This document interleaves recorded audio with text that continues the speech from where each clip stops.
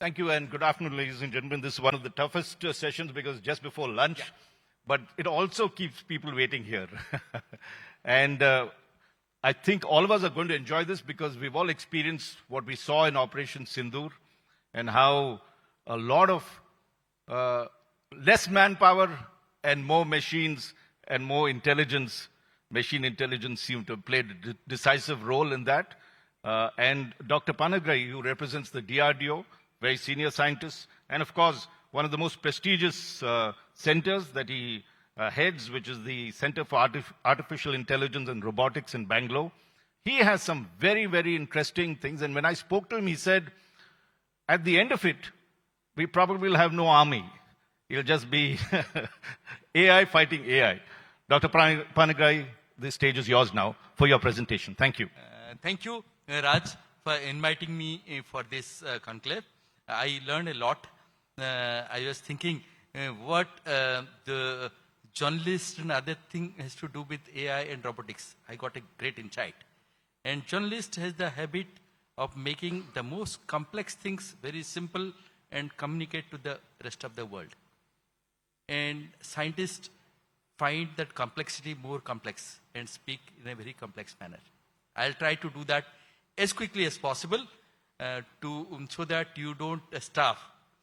The mind, whole of your mind is about chala chala. Mind is not chala chala. Chala achala means part of your mind is stable, part is non-stable, and your neural network is also partly stable, partly non-stable.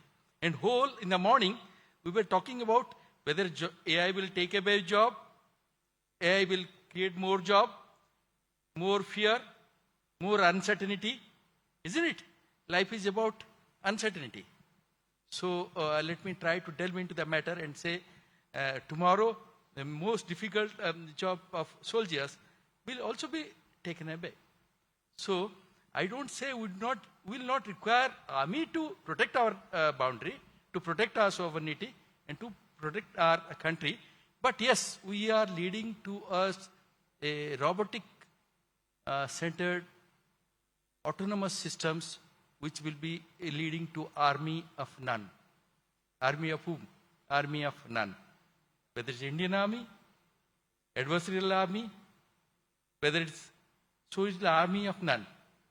And all of you will, I can tell you very interestingly, if you maintain your achala part of it, the what is you say the unstable part of your brain moves up, you will find more jobs. That is for sure. Why? I will just delve into now my talk as quickly as possible so that I'll get into that. Well,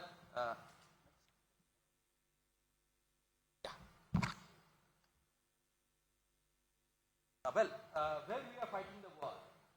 The war that we are fighting, earlier was on land. Now it is in land and in sea. Most of the part of the sea, sometimes we are not, not able to see land and sea. Not only land and sea, some part in near air. Not only that, far space. We are fighting war with far space also. So the domain of warfare is constantly evolving, revolving and changing. Land, maritime domain, space, near space. And there are some invisible things. We have created the world of cyberspace. They can attack from any part of the world. And there are invisible electromagnetic space. Okay, we are all inside a electromagnetic space also. And EM space can cause havoc and destruction. Therefore, there is a constant revolution in military affairs.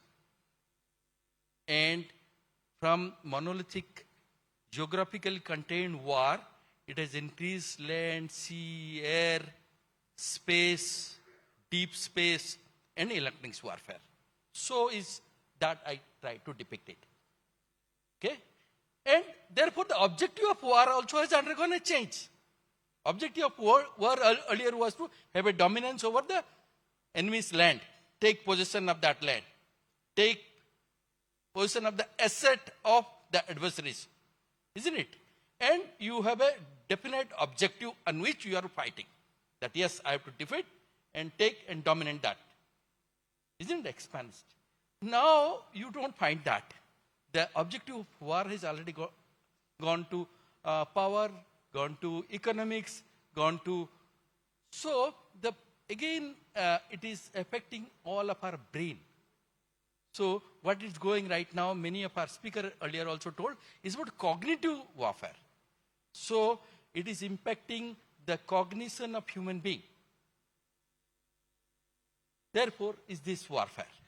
You can just see, down is what we see the land part of it, down is the sea part of it, maritime part of it. Sometimes we see, sometimes we do. It is heterogeneous. It is highly heterogeneous warfare.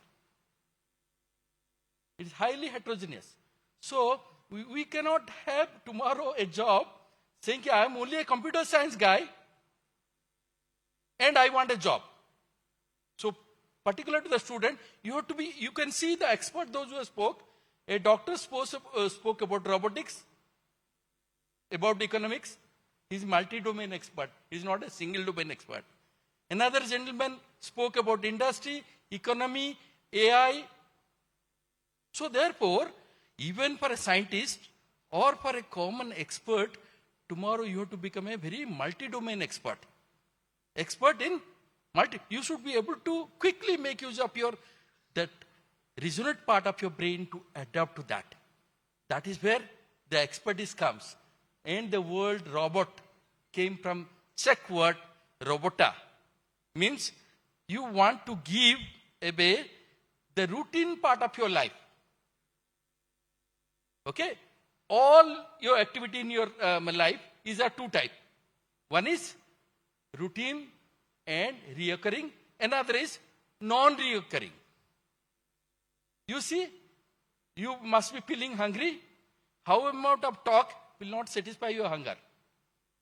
You have to go, have some good food and come back. And this will again reoccur after 4 hours. Therefore, hunger is a problem which is inside you. But how about you do some great amount of prayer also, it will not satisfy. The solution remains outside you. And it reoccurs. Isn't it? But if I say a plus b whole square, every one of you will tell yes, fine. Isn't it?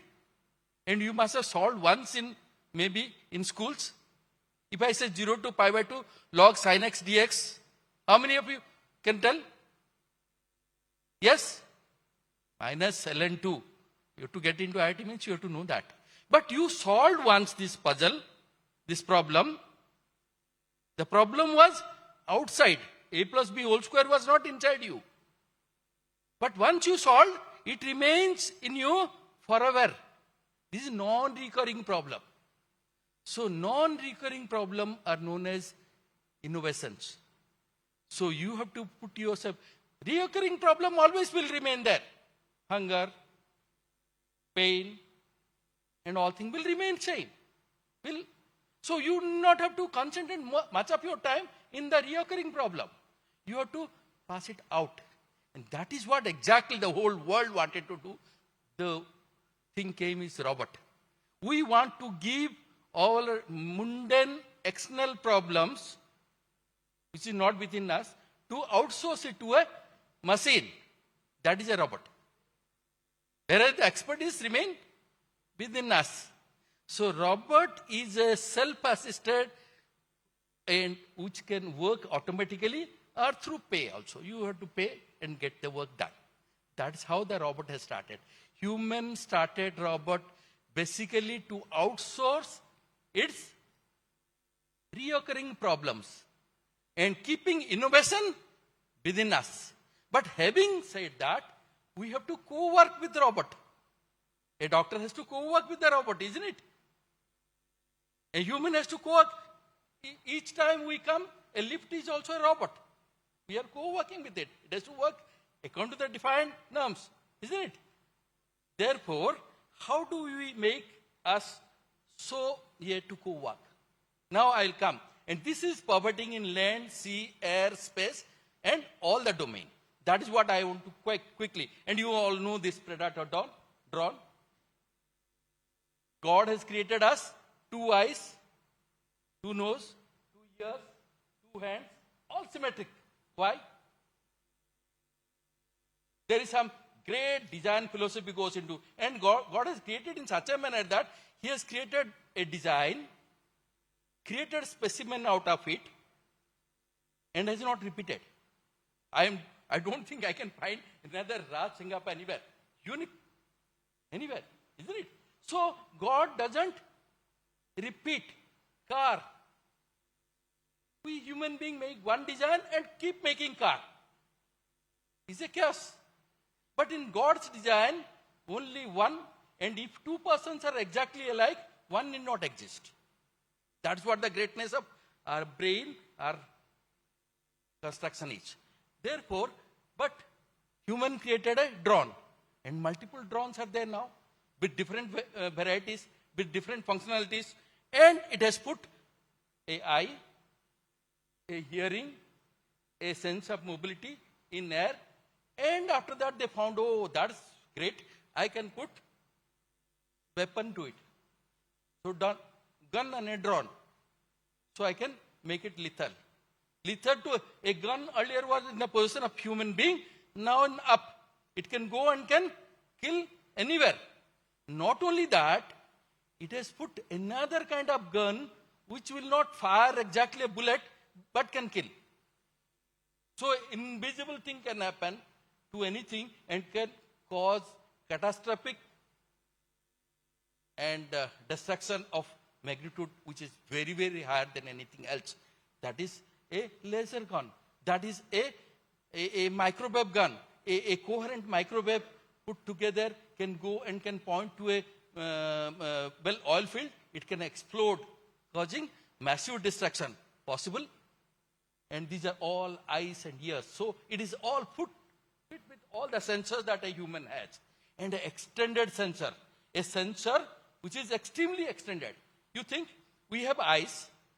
Eyes are only functional part of the sensors. Isn't it? It's a functional part of the sensor.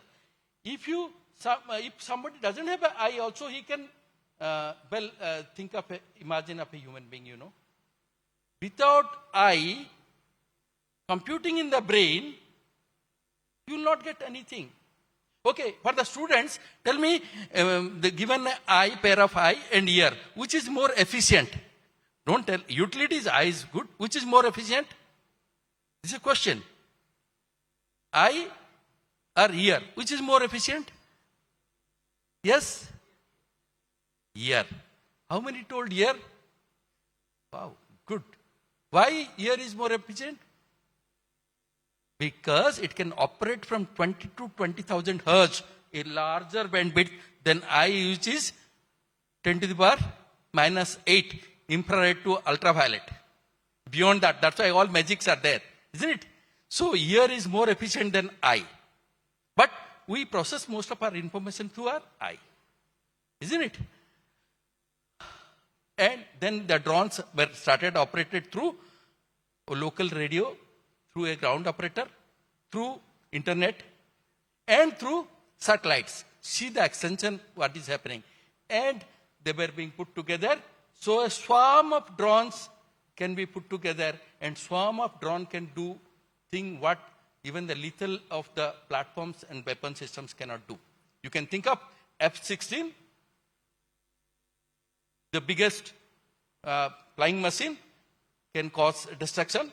But even a small investment of 100 drones with low investment can make it eliminate. Just make a wall of drones.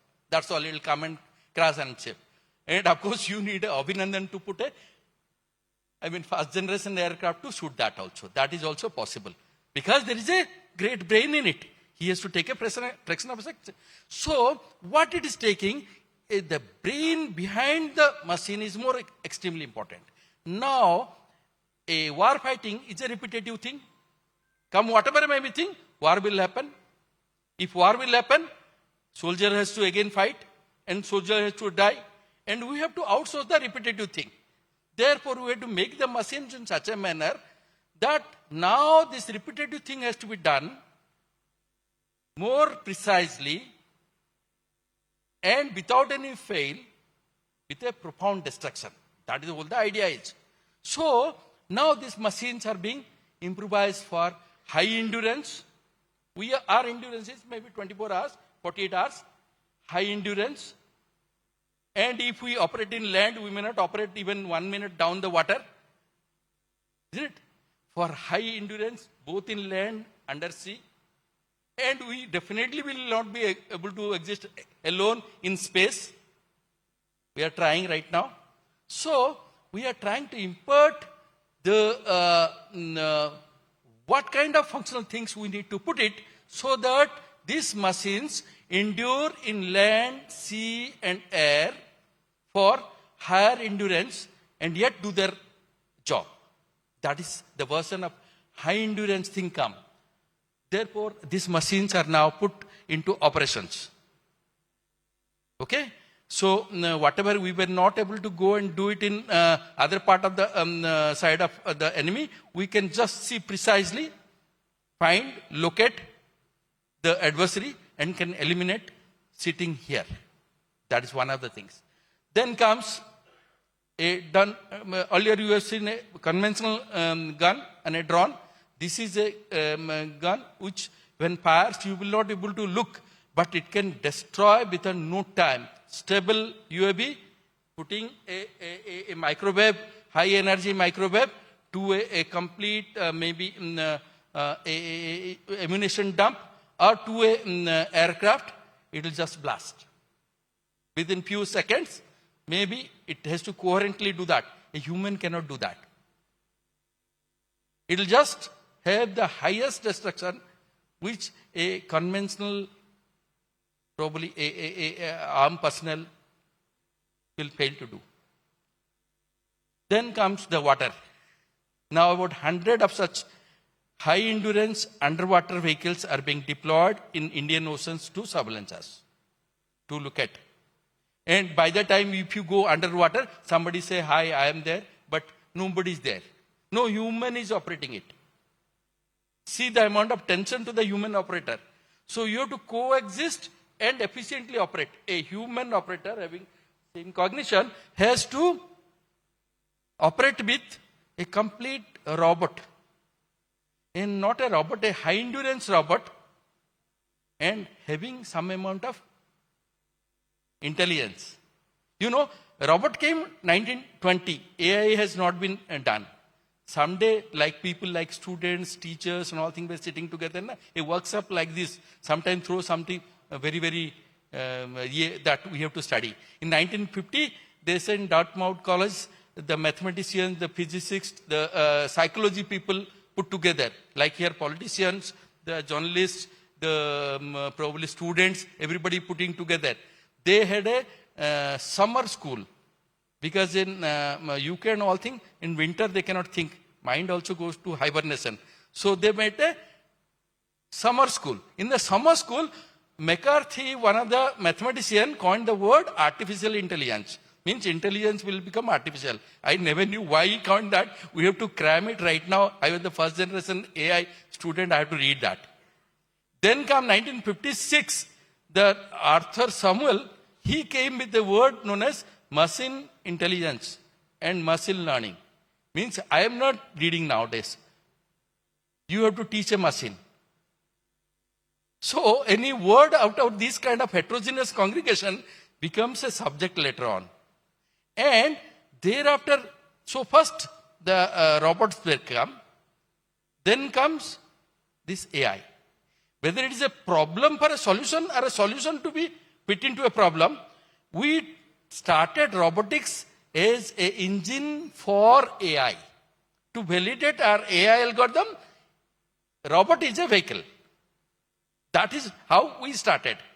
Now they are becoming more and more powerful. So is the things. A high endurance underwater vehicle.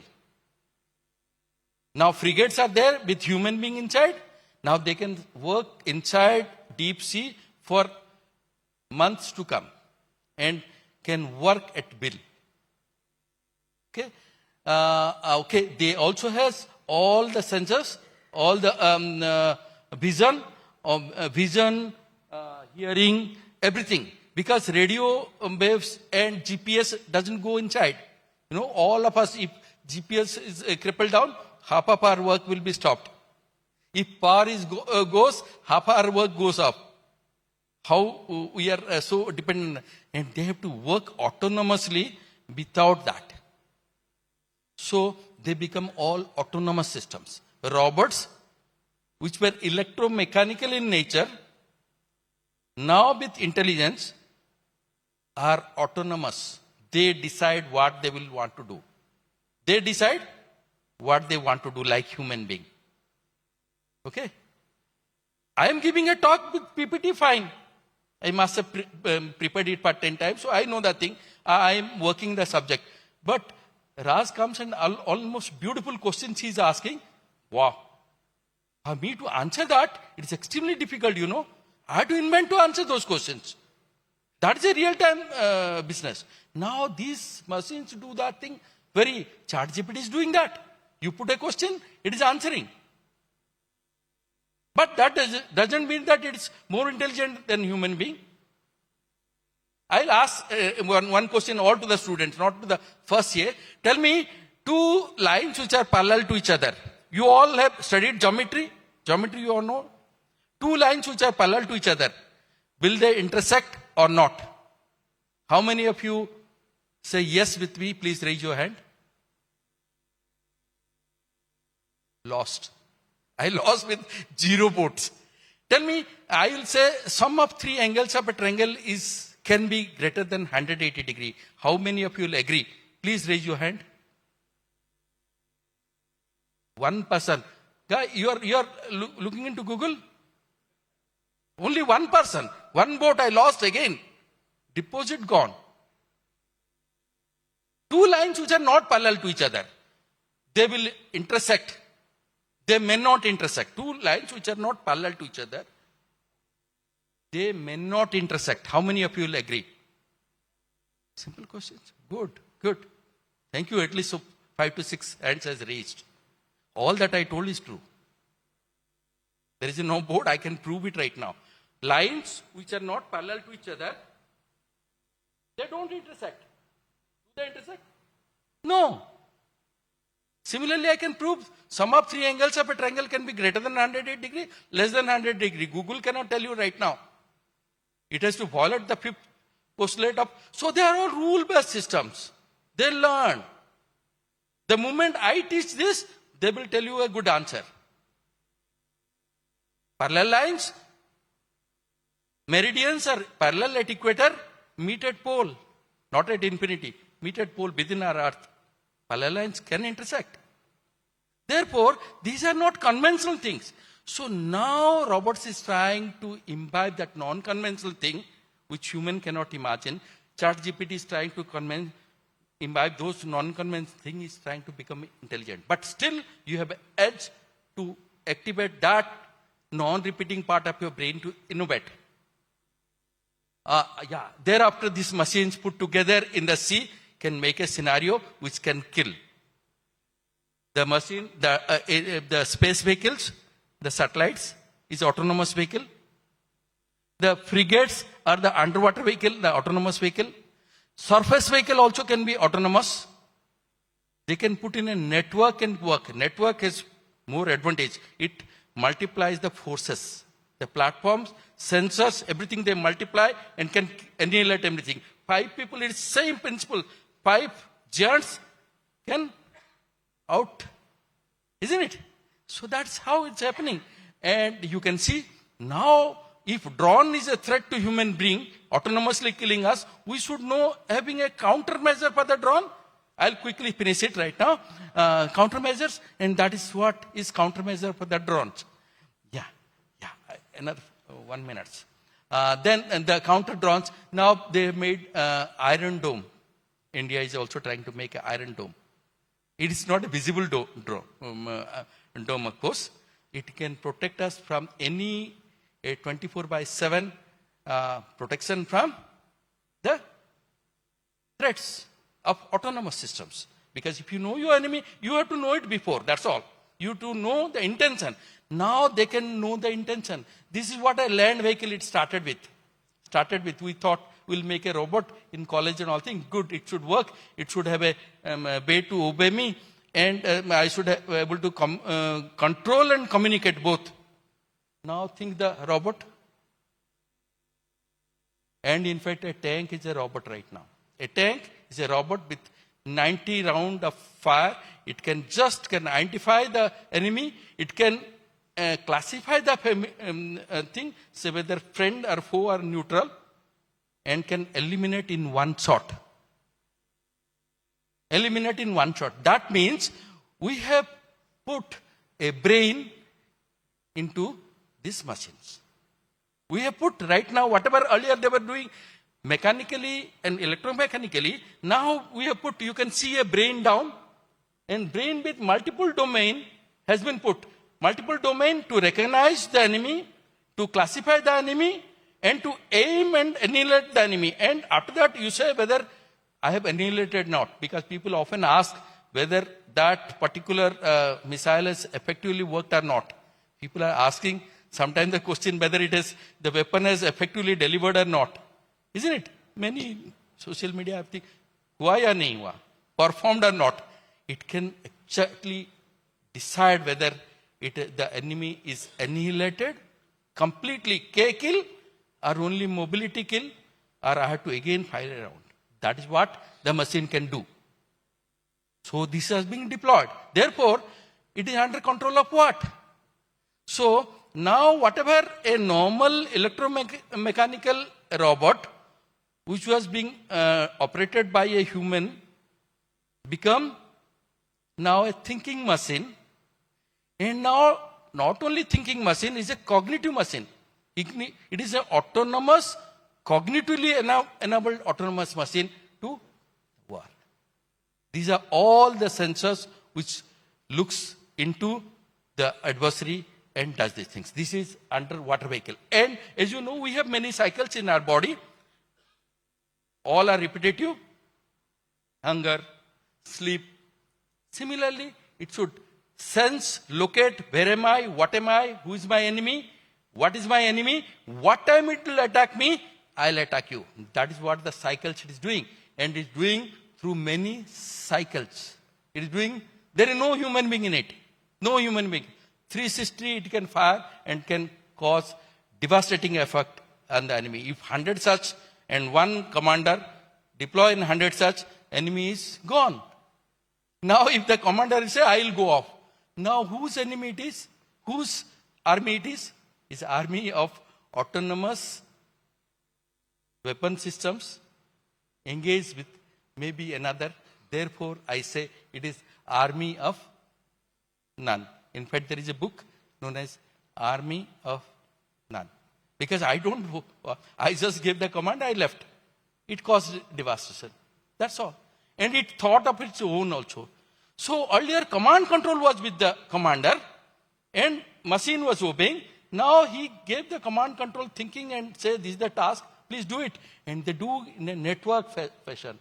Therefore, if you think of such a situation, whether the object moving, what it is moving, how it is moving, camouflage, enemy or not, what is the intention, can I engage in it? All that it can do. And this is not a soldier, human soldier.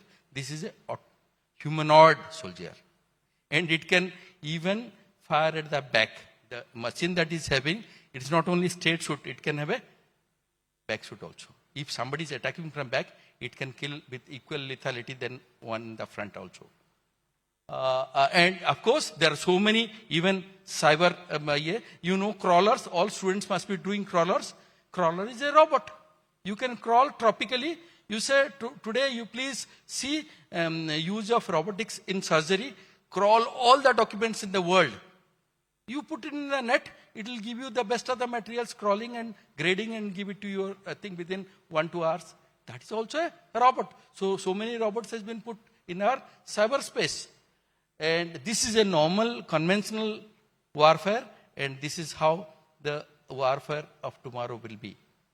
leading to army of none. And this, I wrote a book long back about brain-computer interface. Why I told there are a lot of egg-headed personalities before. These heads are very interesting heads. You can just put the EEG systems onto their brain and you can predict what they're thinking. And we all are not using even 10% of your brain, mind you. Brain is, there are 18 billion neurons interconnected. There's so many structures deep inside, it's not working.